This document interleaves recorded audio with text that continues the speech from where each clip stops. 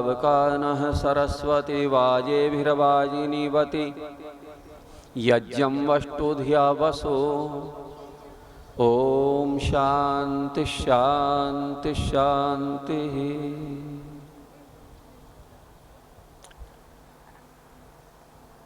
ये आधुनिक एवं वैदिक वेद विज्ञान सम्मेलन का आयोजन हो रहा है और उपलक्ष्य है एक संस्थान की स्थापना। और ये यज्ञ के बाद प्रथम सत्र है। इस सत्र में मंच पर सम्मानित उपस्थित आदरणीय आचार्य श्री अग्निव्रत जी नैष्ठिक जो इस सारे कार्यक्रम के केंद्र हैं, अभी परिचय कराया। सिरोही के इस राज परिवार के सम्मानित महाराज और इस राजस्थान के बहुत ही विद्वान पूर्व लोकायुक्त आदरणीय श्री सज्जन सिंह जी कोठारी, पंडित श्री केशवदेव जी, और जो यज्ञ हुआ, यज्ञ की बहुत ही सम्मानित आर्य जगत की बहुत उच्च कोटि की विदुषी बहन डॉक्टर आचार्य सूर्या देवी जी चतुर्वेदा और गुरुकुल शास्त्री हाथरस से पधारी हैं बहन पवित्रा जी, आचार्य पवित्रा जी, और कुशल संयोजन करी है बेटी मधुलिका जी। मेरे समक्ष उपस्थित श्रद्धावंदनीय मातृशक्ति, समस्त सज्जन महानुभाव और इस भारतवर्ष के रीढ़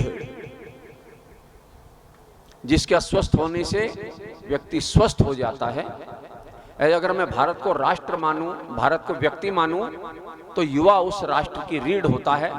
और आप जो आचार्य जी के विचारों को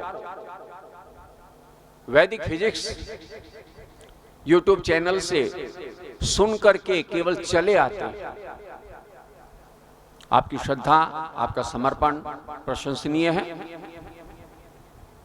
थोड़ा सा समय है, उसका सदुपयोग करेंगे। बहुत गंभीर नहीं होना। हो सकता है प्रारंभ में थोड़ी सी गंभीरता आ जाए, लेकिन ज्यादा उदास होना नहीं, क्योंकि मेरी उदासी में रुचि भी नहीं है। और थोड़ा मुस्कुरा के बैठना है ना। हाँ, ज्यादा गंभीर होके सुनते हैं ना, तो जो भी आता है छिटक के परे चला जाता है। और मुस्कुरा के अगर सुनेंगे ना, तो ढीला रहता है, सब बातें अपने पास आती रहती हैं। मैं थोड़े से समय में, बहुत लंबा समय नहीं लूंगा, और थोड़ी सी बातें करनी है। मैंने अपनी बात को दो भागों में रखा है। एक है जो मैंने लिख करके कभी सन 92 के आसपास लिखा था, उसमें से मैं थोड़ा सा लेकर के आया हूं, और उसके बाद मैं थोड़ी सी जीवन की चर्चा करूंगा, क्योंकि सम्मेलन है ये यज्ञ के साथ है अध्यात्म सम्मेलन। पहले मैं थोड़ी सी चर्चा उस लिखे हुए की कर देता हूं, क्योंकि एक परंपरा भी रही है, जैसे लोग अपने जो शोध पत्र होते हैं ना, उनका वाचन करते हैं, तो आप इसे एक दो पेज ऐसे ही समझ लेना। मैं थोड़ी सी चर्चा पहले उसकी करता हूं, उसके बाद जीवन के साथ आऊंगा।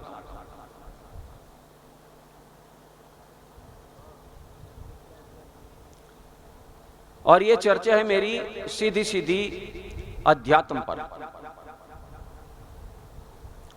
मैं अध्यात्म को कैसे देखता हूं, और मैंने साहित्य को पढ़ा, तो उसके आधार पे अध्यात्म का अर्थ पहले मैं थोड़ा सा आपके समक्ष रखना चाहता हूं। अध्यात्म के विषय में लोक में व्याप्त धारणा को यदि हम शब्दों के माध्यम से अभिव्यक्त करना चाहें, तो कहना न होगा कि विद्यमान के प्रति निरपेक्षता ही अध्यात्म है। क्या? विद्यमान के प्रति निरपेक्षता ही अध्यात्म है। कुछ शब्दों को ध्यान देते रहेंगे। एक ऐसी सतत साधना, एक सतत विचारण, एक सतत धारणा तथा एक सतत भावना को, जो चित्त को विद्यमान के प्रति उदासीन बना दे तथा उसे उपस्थित के से सर्वदा और सर्वथा अप्रभावित रहने की कला सिखा दे, वह अध्यात्म विद्या है। प्रचलित अर्थों में अध्यात्म कोई दैनंदिन व्यवहार न होकर एक अवस्था विशेष का ख्यापक शब्द है। अध्यात्म मार्ग अर्थात वह मार्ग जिसका पथिक असत से सत्य की ओर, अंधकार से प्रकाश की ओर, अज्ञान से आत्मज्ञान की ओर, मृत्यु से अमृत की ओर, भीड़ भाड़ से एकांत की ओर, संग्रह से त्याग की ओर, द्वेष से प्रेम की ओर, व्यग्रता से सहजता की ओर, विलास से विकास की ओर, ध्वंस से निर्माण की ओर, अहम से वयम की ओर गति कर जाता है। यह अध्यात्म स्थिति है। यही अध्यात्म स्थिति जब अवस्थिति अर्थात स्वस्थिति बन जाती है, तदा दृष्टु स्वरूप अवस्थानम बन जाती है, तो इसका सुफल निरपेक्ष अर्थात उदासीनता होता है। अध्यात्म शब्द की शास्त्रीय अर्थबोधकता का परीक्षण करने से ज्ञात होता है कि उक्त प्रचलित अर्थ का इस शब्द के शास्त्रीय अर्थ से भाव विरोध नहीं है। हलायुध कोश के अनुसार आत्मा से संबंध रखने वाला अध्यात्म है।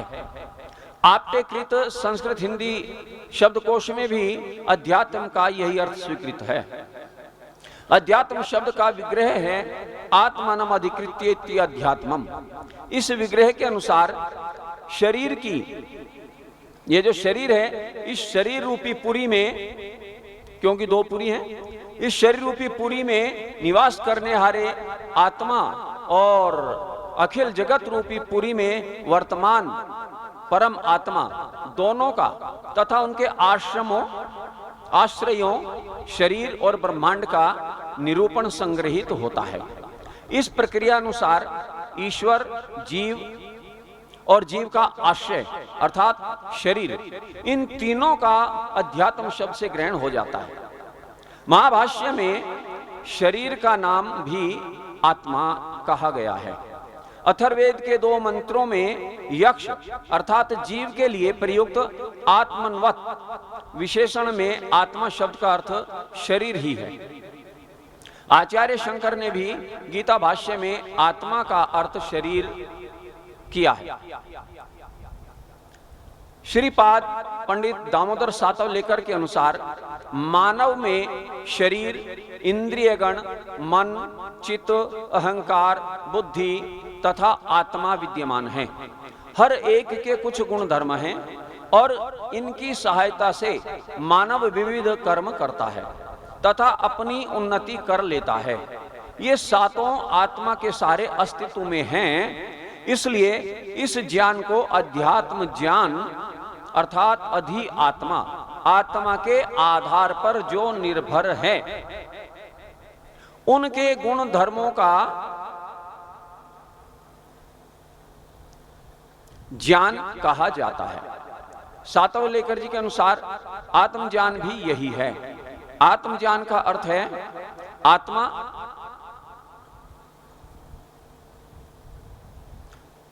उस पर निर्भर बुद्धि, अहंकार, चित्त, मन, इंद्रियगण और शरीर के जो गुण धर्म तथा कर्म हैं उनका ज्ञान।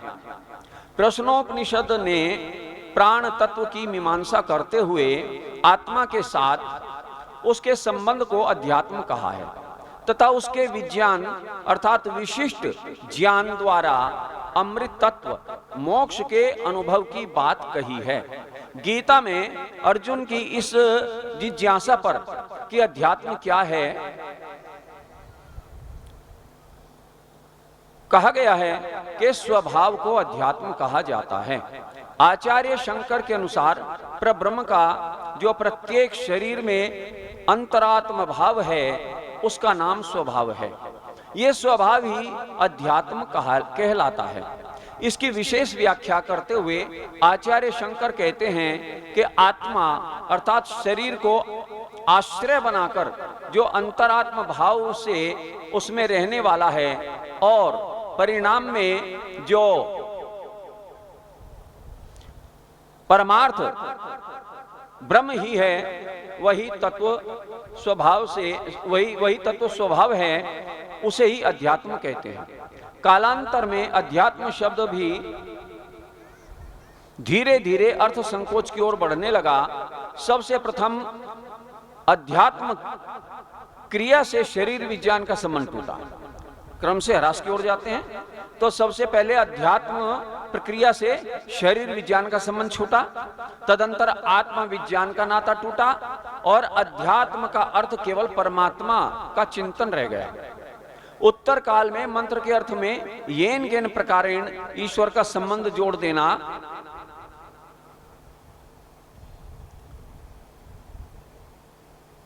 बस यही अध्यात्म समझा जाने लगा।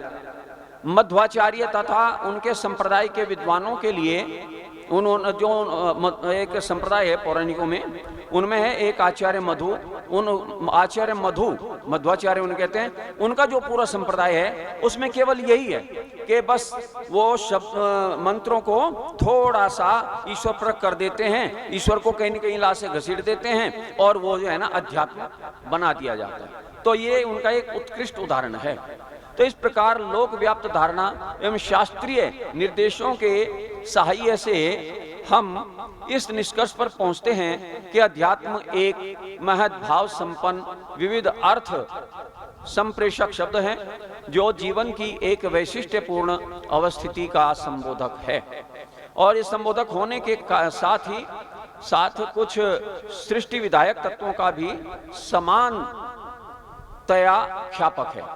इस एक शब्द के द्वारा ही ज्ञाता माने जानने वाला आत्मा, जे माने जिसे जानना है परमात्मा, और ज्ञान तथा ज्ञान साधनों अर्थात शरीर आदि का सामान्यतया ये ग्रहण कर लेते हैं। तो यही कथन हो जाता है। अपनी इसी अर्थबोधकता के कारण यह शब्द साधना सेवी अर्थात साधना जीवी मुमुक्षुओं के साथ साथ शब्दकोश का भी कदाचित सबसे समादृत पद है। भारत में सुदीर्घ अतीत से ही बड़ी संपन्न अध्यात्म परंपरा रही है। कितने ही उच्च कोटि के साधकों तथा उत्तम जिज्ञासुओं और परावरज्य ऋषियों ने न केवल अनवरत साधना के द्वारा इस परंपरा को नितांत समृद्ध किया, अपितु उनमें से अनेकों ने उत्तरवर्ती अध्यात्म जिज्ञासुओं के अध्यात्म मार्ग को अपने साधना अनुभवों के दिव्य आलोक में आलोकित करते हुए उन्हें ग्रंथ रूप में निबद्ध भी किया है। यह परंपरा सृष्टि उत्पत्ति काल से अधुनातन आरोह अवरोह को प्राप्त होती हुई भी विद्यमान है। इस प्रकार अतीत की अध्यात्म परंपरा परस्पर संबद्ध दो रूपों में स्थित हुई। प्रथम अध्यात्म साधक परंपरा और द्वितीय अध्यात्म ग्रंथ परंपरा। अध्यात्म परंपरा का पर्यालोचन इन्हीं विभागों को दृष्टि में रखते हुए हम करते हैं। खैर, ये मैंने थोड़ी सी जानकारी इसलिए दी है क्योंकि हमें अध्यात्म को समझना है। तो ये एक थोड़ा सा दिग्दर्शन सा कराया कि किस प्रकार से जो शास्त्र हैं, जो विचारक हैं, जो ग्रंथ हैं, वो अध्यात्म को क्या कहते हैं, अध्यात्म के संबंध में क्या कहते हैं, क्या मानते हैं। ये मैंने थोड़ा सा ग्रंथ की दृष्टि से एक विश्लेषण करने का या आपके सामने प्रस्तुत करने का प्रयास किया। अब मुझे एक बात कहनी है कि अध्यात्म है क्या। अभी एक वाक्य मैंने पढ़ा और अध्यात्म के संबंध में वो वाक्य अगर आपने ध्यान दिया हो, एक परिभाषा आई कि आत्मानम अधिकृत्य अध्यात्मम, आत्मा के को अधिकृत करके जो भी कार्य किया जाएगा वो आध्यात्मिक कार्य होगा। यूं कहें कि यह तो आत्मा को लक्ष्य में रख करके जो कार्य करेंगे वो आध्यात्मिक होगा। यूं कहें कि आत्मा के अधिकार में रह करके जो भी कार्य करेंगे वो आध्यात्मिक होगा। देखने में वो शायद आध्यात्मिक ना लगे, लेकिन इसका एक उदाहरण मैंने बचपन में सुना था। मेरी आदत है कहानियां वानियां सुनाने की, इसलिए एक कहानी आपको सुना देता हूं। आपको पता है कहानी किसे कहते हैं जी? है जी? कहानी जिससे कोई हानि नहीं होती उसे कहानी कहते हैं। जो हानि नहीं तो सुन लो, हाँ, ज्यादा गंभीर नहीं होना, मुस्कुरा के बैठो और सुनो। जब मैं छोटा होता था मैंने अपने बुजुर्गों से सुना था कि इस कहानी को, वो मैं आपको सुनाता हूं। एक सेठ जी हैं, सेठ जी हैं, व्यापार करते हैं। आपको पता है जो व्यापार होता है, दुकान होती है, ये क्या है? एक भौतिक कार्य है, आध्यात्मिक कार्य तो है नहीं ना। जो व्यापार करेगा, दुकान पर बैठेगा, ये सारा करेगा, ये तो सारा क्या है? भौतिक कार्य है। अब इसे समझने का हम प्रयास करते हैं। मैंने क्या सुना, मुझे हमारे बुजुर्गों ने क्या सुनाया, तो कहते हैं सेठ जी दुकान पर बैठे हैं, सामान बेच रहे हैं, एक संत आ गए। कौन आ गए जी? अब बोल दिया क्या? संत आ गए। संत किसे कहते हैं?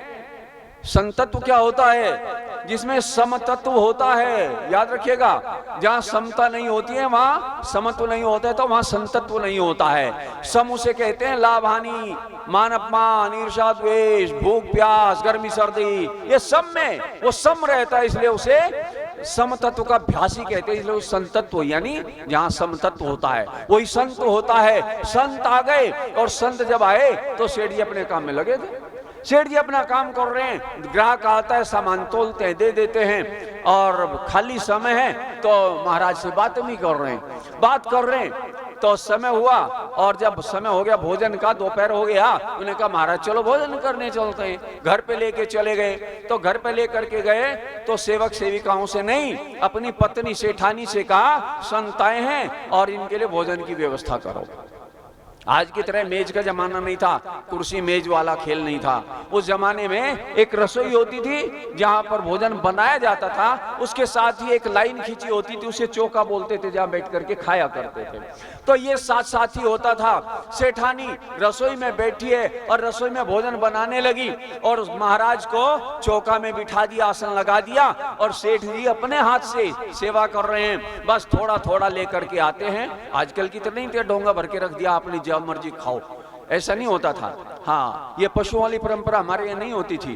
तो पशुओं के लिए होता है ना, आसानी कर दो और बांध दिया, जितना खाना खा लेना। लेकिन हमारे यहाँ तो श्रद्धा से, प्यार से थोड़ा थोड़ा ला के खिलाया जाता था, अतिथि का सम्मान होता था। तो सेठ जी बार बार जाते हैं, थोड़ा सा भोजन लेते हैं और आकर के महाराज को परोस देते हैं। अचानक, देखिए ध्यान रखना, कहानी सुना रहा हूं, कोई सिद्धांत नहीं सुना रहा हूं। तो आते हैं और फिर थोड़ा भोजन लेने चले जाते हैं। तो सेठ जी बैठे, सेठ जी परोस के जाने लगे, तो अचानक क्या हुआ, जो संत थे, महाराज थे, अचानक भोजन छोड़ के हाथ ऐसे हिलाने लगे। भोजन छोड़ दिया, हाथ हिलाने लगे। सेठानी सामने थी। सेठ जी तो पीठ करके स्वामी जी की ओर जा रहे थे, रसोई की ओर। सेठानी ने कहा सेठ से, देखो देखो स्वामी जी को क्या हो गया। सेठ जी ने कहा कुछ नहीं, तो भोजन बना, कुछ नहीं है। इनके एक शिष्य हैं, वो व्यापारी हैं, उनका जहाज वहां पर समुद्र में अटक गया, नौका अटक गई है। अपनी आध्यात्मिक शक्ति से, विल पावर से उनका सहयोग कर रहे हैं, अपनी योग शक्ति से उनका सहयोग करें तो भोजन बना। अब ये बात कानों में पड़ी संत के। जब दोबारा भोजन लेके आए परोसने सेठ जी, तो संत ने कहा सेठ जी एक बात बताओ, आपने कौन सी साधना करी है? बोले महाराज कोई साधना नहीं करी। बोले नहीं, आपको कोई सिद्धि है? बोले महाराज कोई सिद्धि नहीं। नहीं है, जरूर है। आपको कैसे पता चला? सच है कि मेरा एक शिष्य और उसकी नौका अटक गई है समुद्र में, मैं उसे निश्चित रूप से अपनी योग शक्ति से, योग बल से सहयोग कर रहा था। पर आपको कैसे पता चला? इसलिए कोई न कोई सिद्धि तो आपको है। बस जो सुनाने के लिए ये कहानी पूरी सुनाई, उसे ध्यान से सुन लेना। सेठ जी ने जो कहा वो ध्यान से सुनना माता और सज्जनों। सेठ जी ने कहा बड़ी नम्रता से, महाराज न मैंने कोई साधना करी है, न मैंने कोई सिद्धि करी है, महाराज बस मेरे जीवन का एक सूत्र है।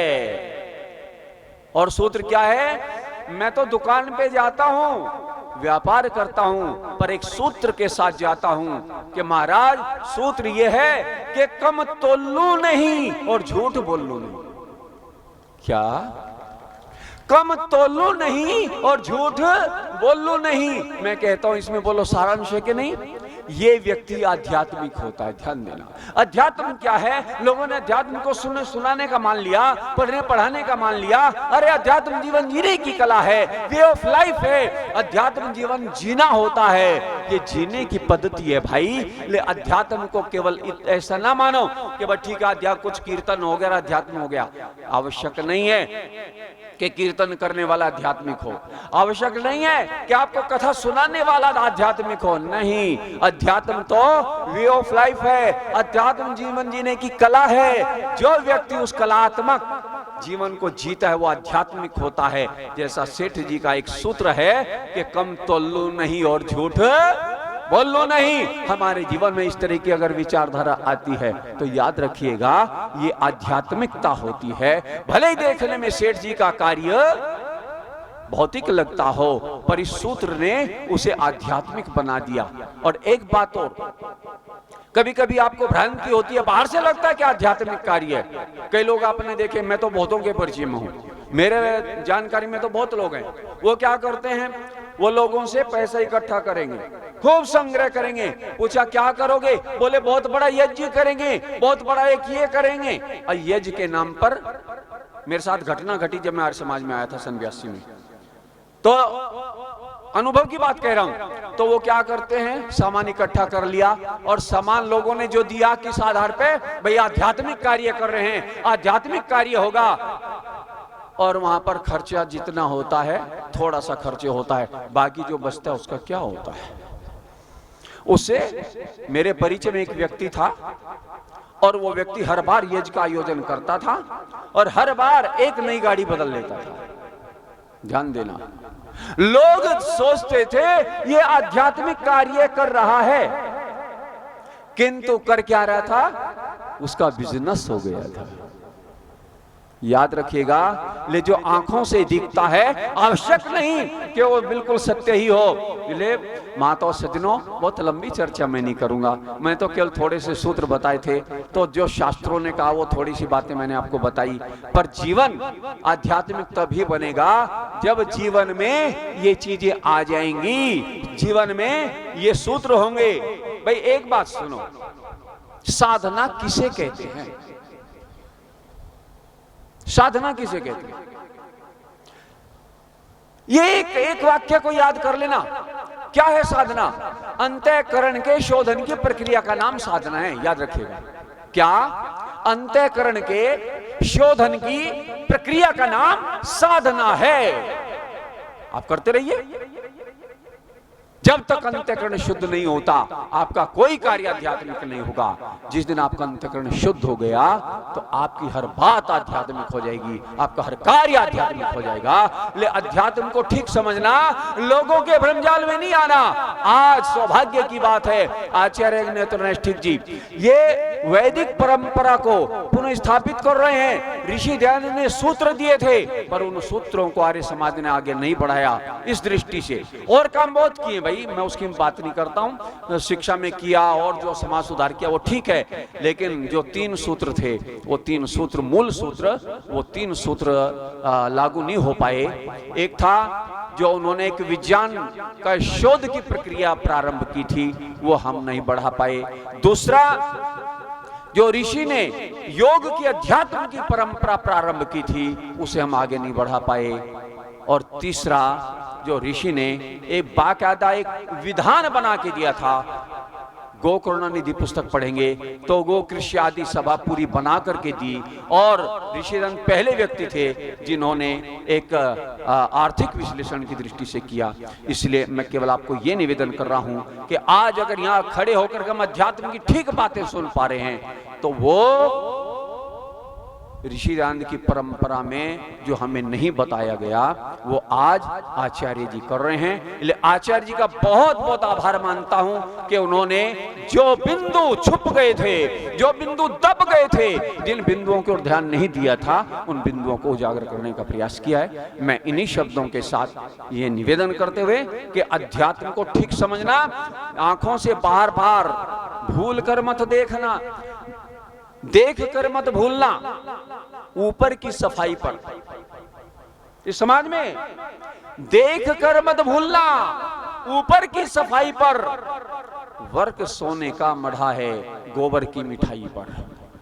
याद रखना, इसलिए आपको योग अध्यात्म के नाम पर बहुत भ्रांतियां मिलेंगी, ठीक ठीक समझना। ये थोड़ी सी चर्चा करी है, बहुत लंबी चर्चा ना करते हुए आप सबके लिए बहुत बहुत धन्यवाद, शुभकामना, आचार्य जी का आभार, आप सबके लिए बहुत बहुत मंगल कामना। ओम शांति।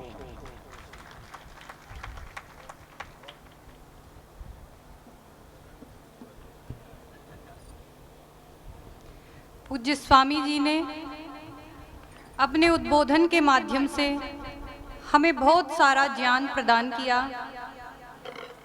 अध्यात्म की अनेक परिभाषाएं बताई। एक पत्र वाचन किया स्वामी जी ने, जिसमें अध्यात्म की अनेक तरह से परिभाषाएं की गई थी। वैसे जो आत्मा से संबंधित होता है, आत्मा को अधिकृत करके जो किया जाता है, वह सब अध्यात्म में आता है। लेकिन स्वामी जी ने चर्चा किया यज्ञ और अध्यात्म के ऊपर कुछ ज़्यादा विशेष कार्य नहीं हो रहा है, बहुत ही अनर्थ प्रक्रिया चल रही है, अनर्थ परंपरा चल रही है। ये ऋषि की परंपरा नहीं है। ऋषि ने ऐसा उपदेश कहीं नहीं किया था जो आज समाज में चल रहा है। अनेक संत और मुनि हमारे सामने आते रहते हैं, मिलते रहते हैं, लेकिन वो क्या मुनि की परिभाषा पर खरे उतरते हैं? मुनि कौन होता है? इसके विषय में श्री कृष्ण जी कहते हैं, दुखेषु अनुद्विग्न मनः सुखेषु विगत स्पृह वीतराग भय क्रोध स्थित धीर मुनि रुच्यते। जो दुख में उद्विग्न नहीं होता और सुख में ज्यादा प्रसन्न नहीं होता, राग द्वेष से दूर रहता है, जिसकी बुद्धि स्थिर रहती है, ऐसे व्यक्ति को मुनि कहा जाता है। शास्त्रों की परिभाषा यही है। तो हम जो आज समाज में संत बने हुए हैं, जो मुनि बने हुए हैं, उनको पहचाने और जो हमारी ज्ञान विज्ञान की परंपरा जो नष्ट प्राय हो गई है, उसको आगे बढ़ाने का कुछ कार्य करें। वैसे इस कार्य को हमारे पूज्य आचार्य श्री अग्निव्रत जी आगे बढ़ा रहे हैं। इसको पुनर्जीवित करने का कार्य हमारी संस्था कर रही है। आध्यात्मिक व्यक्ति कौन होता है? अभी हमारे सामने चर्चा हुई कि जरूरी नहीं है जो व्यक्ति यज्ञ करता हो, जो प्रवचन देता हो, जो अच्छी अच्छी बातें हमें सुनाता हो, जरूरी नहीं है वो आध्यात्मिक हो। अध्यात्म के लिए कुछ सिद्धांत, कुछ गुण आवश्यक है। जैसे अष्टांग योग के अंदर भी आते हैं। जो कहानी हमारे सामने स्वामी जी ने बताई सेठ जी की, उसमें एक सूत्र था सेठ जी का कि कम तोलू नहीं, झूठ बोलू नहीं। तो उन्होंने एक तो चोरी न करना, इसका पालन किया सेठ जी ने। एक मिथ्या भाषण नहीं करना, मतलब सत्य का पालन किया। और दूसरा चोरी न करना, चोरी न करना, इसका पालन किया। तो हमारी संग्रह करने की प्रवृत्ति न बने। इस तरह के हम जो धार्मिक कार्य करें उसमें व्यापार करने की प्रवृत्ति न बने। हम अपरिग्रह का पालन करें, जो कि यमों के अंदर 5वां यम बताया गया है। सत्य, अहिंसा, अहिंसा, सत्य, अस्तेय, ब्रह्मचर्य, अपरिग्रह। तो अस्तेय पर भी चर्चा हुई, यहाँ सत्य पर चर्चा हुई और अपरिग्रह। जब हम इन यमों का पालन करेंगे तभी हम वास्तव में आध्यात्मिक व्यक्ति बनेंगे। और साधना क्या है, इसके विषय में भी स्वामी जी ने बताया कि अपने अंतःकरण को शुद्ध करने की प्रक्रिया जो है वही साधना है। जितना ज़्यादा हम अपना अंतःकरण पवित्र करते जाएंगे, उतने ही ज़्यादा हम सिद्ध बनते जाएंगे। वास्तव में जिस व्यक्ति का अंतःकरण पवित्र होता है, जिसकी जितनी ज़्यादा साधना होती है, पवित्र अंतःकरण होता है, वो कोई भी बुरा कार्य नहीं कर सकता।